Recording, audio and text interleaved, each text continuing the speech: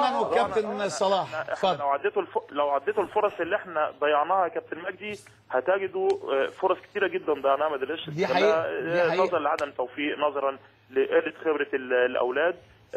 عماد متعب لو جيتوا بصيتوا الشوط الثاني يمكن ما جاتلوش غير كوره ولا كورتين خلال المباراه. طبعا الهدف الثالث طبعا يعني صعب من مأموريتنا قوي، كره عرضيه طلع فيها طبعا حسام غارم خبرته فوق الجميع واحرز الهدف الثالث.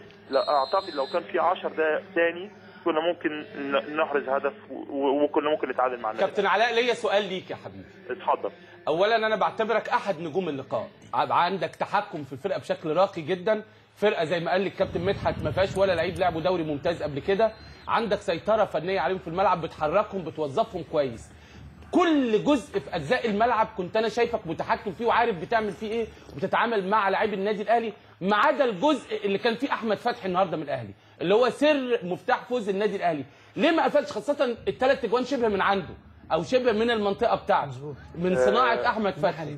هي انا اعتقد يعني مع كامل سعادتي بادائك وبتحكمك في فرقتك والاداء الراقي اللي قدمته النهارده، لكن هي دي النقطة الوحيدة اللي أنا بتكلم، ليه ما فكرتش تقفلها بشكل أحسن من كده؟ خاصة إن حتى الباك ليفت بتاعك بيهاجم زيادة عن اللزوم فعمل ثغرة في المنطقة دي.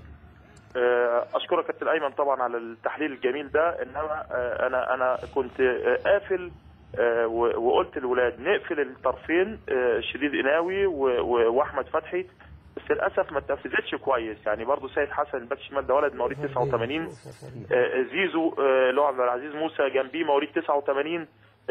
الولاد صغيرين برضه ممكن لما يشوفوا احمد فتحي. لا مميز قوي الباك اليمين بتاعك ونجح في مأموريته.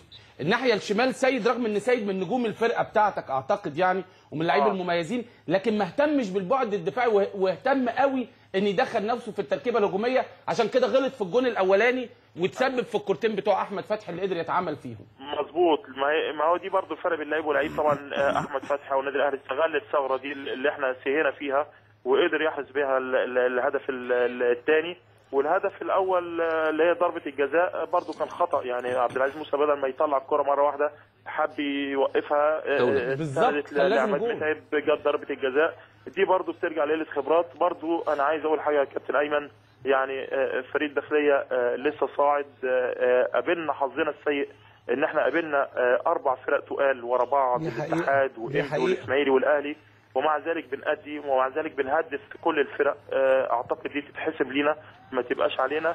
يعني يمكن الاهداف اللي بتدخل فينا النهارده ضربه جزاء وماتش الاسماعيلي ضربه جزاء. يعني ان شاء الله باذن الله يا رب اوعدكم ان الفريق الداخليه هيبقى ليه شكل ثاني اكتر ويبقى فيه نتائج ايجابيه اكتر، وده اللي اتمناها ان شاء الله. هو بصراحه يا كابتن في اجماع مننا ان انت قد ايه مدرب مميز، يعني جايز الكابتن مدحت كان متابعك طول عمره فعشان كده حكلنا عنك كتير، بس احنا كلنا بنشيد بيك وبادائك وبقدرتك على التعامل مع الفرقه ومع المنافسين، فانت حاجه رائعه بصراحه يا كابتن. اشكرك يا كابتن ايمن، اشكرك واشكر الفريق كله، كابتن مدحت وكابتن مجدي وكابتن صلاح ابو جريش. توفيق توفيق توفيق يا كابتن، كل التوفيق. الحقيقه هو انتوا اديتوا له حقه بالفعل وهو يستحقه، وربما يكون اداء كابتن صلاح الداخليه مش بس في المباراه دي، في ال4 مباريات اللي هو قالها هو اداء ثابت طول الوقت. هي مشكلته فعلا زي ما قال كابتن علاء في البدايه ان هو قابل 4 فرق قويه جدا بالنسبه له وبالنسبه